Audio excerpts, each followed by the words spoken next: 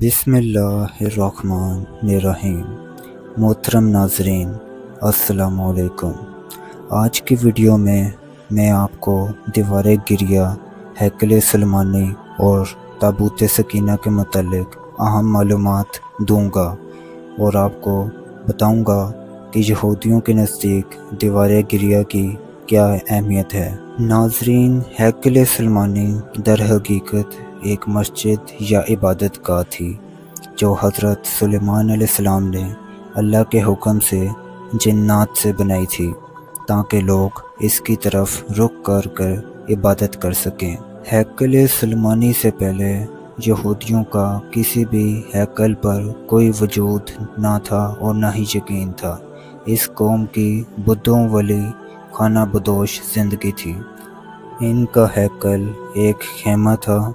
उस खेमे में ताबूत सकीना रखा होता था जिसकी जानिब ये रुक कर इबादत किया करते थे। नाज़रीन, ये ताबूत सकीना जिस लकड़ी से तैयार किया गया था उसको शमशान कहते हैं। इसे जन्नत से हज़रत आदम अलैहिस्सलाम के पास भेजा गया था।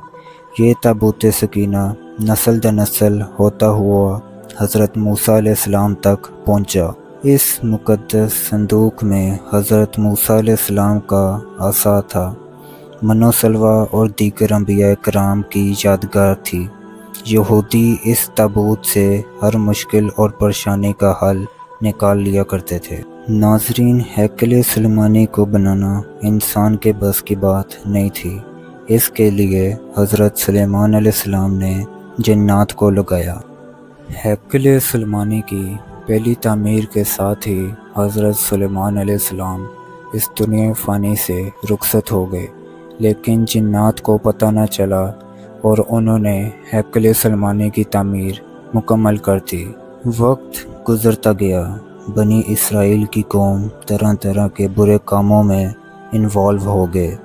ये एक जानिब ताबूत सकीना को आगे रख कर इबादत करते और दूसरी जानिब अल्लाह के हुक्म की नाफरमानी करते।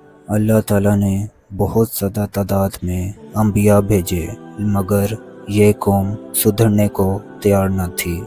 यहाँ तक कि इनकी शक्लें भी तब्दील कर इनको बंदर और सूर बना दिया गया, मगर ये लोग फिर भी गुनाहों से बाज ना आए।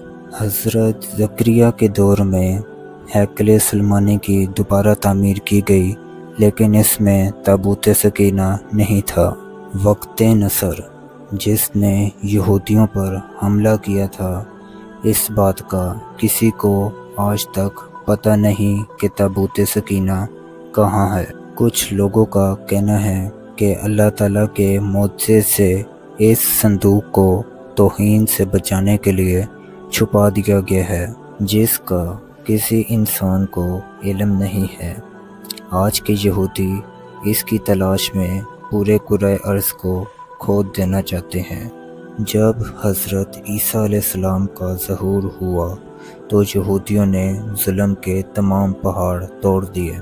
दरअसल वो अपने मसीहा के मुंतज़िर थे जो उनको पहले जैसी शान शौकत दिला सके।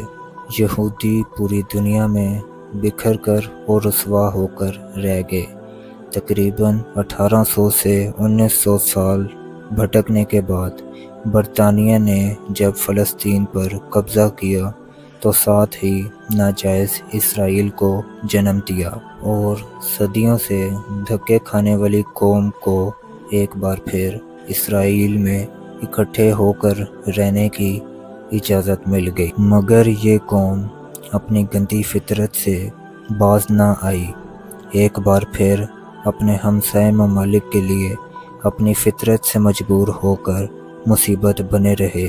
5 जून 1966 उसने शाम की पहाड़ियों बोलान पर कब्ज़ा कर लिया। 1968 में उर्दन के मगरिबी किनारे पर कब्ज़ा हो गया। आज इस कौम की शरारतें और फुर्तियाँ देखकर पता चलता है कि आज से 2-3 हज़ार साल पहले ये कितनी बिगड़ी हुई कौम थी, जिसकी वजह से अल्लाह ताला ने इस कौम पर लानत भेजी।